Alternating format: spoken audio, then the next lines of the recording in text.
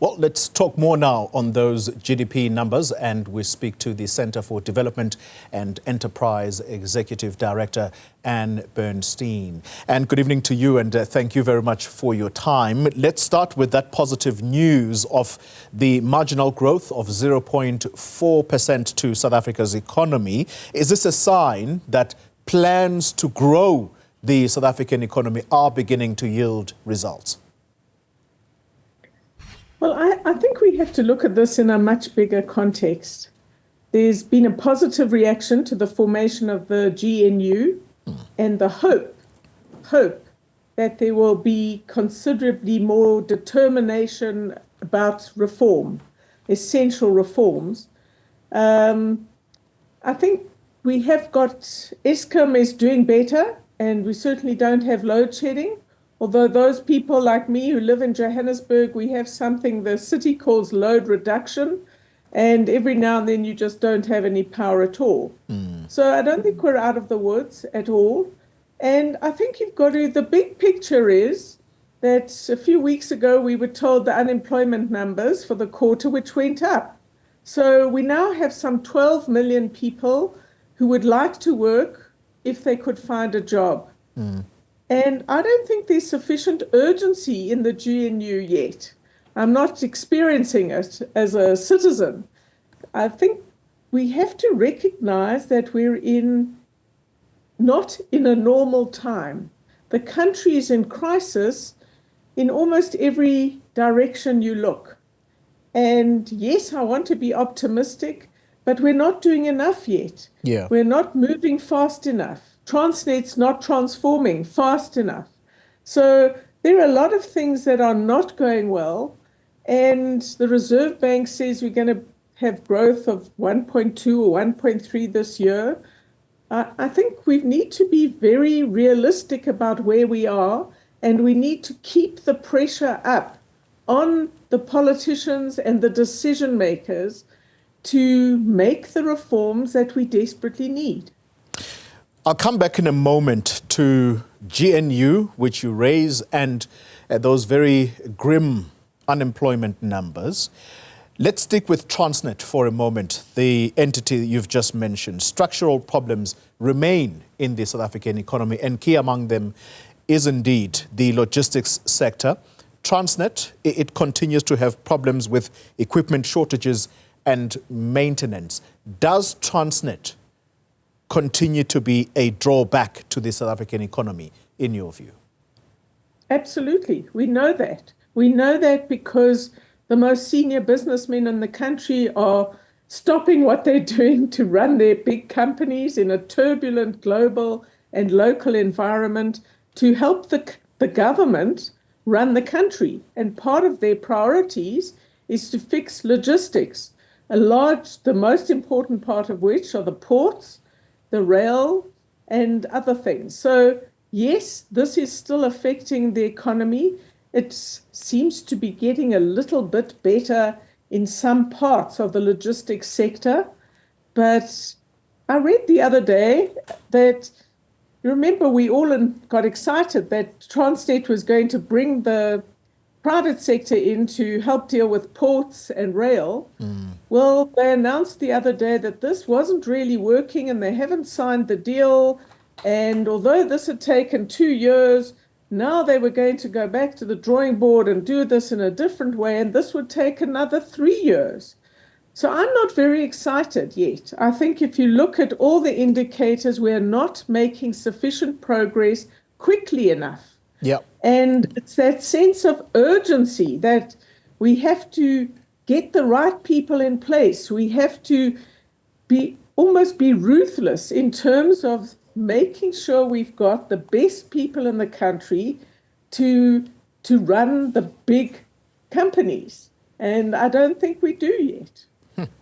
I wonder where we are going to find those ruthless people. Let's talk about the jobs numbers. And they are very clear that South Africa continues to fail to create jobs. How big a risk is this to social stability? It's catastrophic for the country. It's catastrophic for the individuals who can't find jobs, who work very hard looking for something that they can get. It's catastrophic for the communities, for their families, and it's disastrous for the country. We should be getting a youth dividend, but we're not, because we don't skill people up sufficiently, and because we don't look at our economy and say, how do we make this economy grow much, much faster and in much more labor-intensive ways wherever we can? That, we need the top end of the economy to be competing globally and doing all the things that we want, but we need much more flexibility so that we can hire people who have, through no fault of their own, very few skills. And we're not taking this seriously. We have probably the highest unemployment rate in the world. This in any other country would be number one priority. But South Africa wants to do this and we want to do that, and we have many other priorities. Growth and employment should be the absolute top priorities. And here again, I don't think there's sufficient urgency. So I'm optimistic about the GNU, but 2 months on, we need to see much greater focus and much greater sense of urgency throughout the cabinet. And I don't think we have the best people in the country in the cabinet, and I don't think we're thinking in the right way yet about the crisis that the country is faced with. Yeah. 2 quick questions before I let you go, Anne. You talk about the youth dividend. In fact, I think that's borrowed from the United Nations. That's how they describe countries that have a youthful population. And in South Africa, many of them are unemployed and some find themselves turning into crime. I just want for a moment to quote something that was said by the police minister in Parliament today, Senzo Mchunu, who says, extortionists do not want to find work. Instead, they prefer terrorizing communities. Is that our reality now, that people would rather turn to criminality for survival as opposed to trying to get an honest job? Well, we shouldn't generalize too much. We have extraordinarily high crime rates, and there is extortion, so-called construction mafias and all sorts of development mafias, if you like. And this is a consequence of appalling governance. We had a police minister who didn't seem to know how to run the police force, but he liked to appear at every incident around the country. Hopefully the new minister will do a better job, but that's what's needed. And we need to, I think differently about how we tackle policing in this country. We need to decentralize a lot more where there are entities, cities or metros that have capacity. I think we need to look at that. Yeah. But we need a much more effective approach to policing. And that starts again, I'm afraid to repeat myself, it starts with, do we have the best people, the DG, the top officials, provincial officials? Have we got rid of corruption? And are we serious about having a police service that really does the job? And that requires trust in the community. And you won't trust police if they're corrupt. So we've got to cut through these vicious circles in decisive ways. And that's what the GNU has to deliver, and very fast. Yeah. Very briefly, and less than a minute, if you can, the positive sentiment that you speak about, some suggest that it is linked to the recent electoral outcomes which have produced the GNU.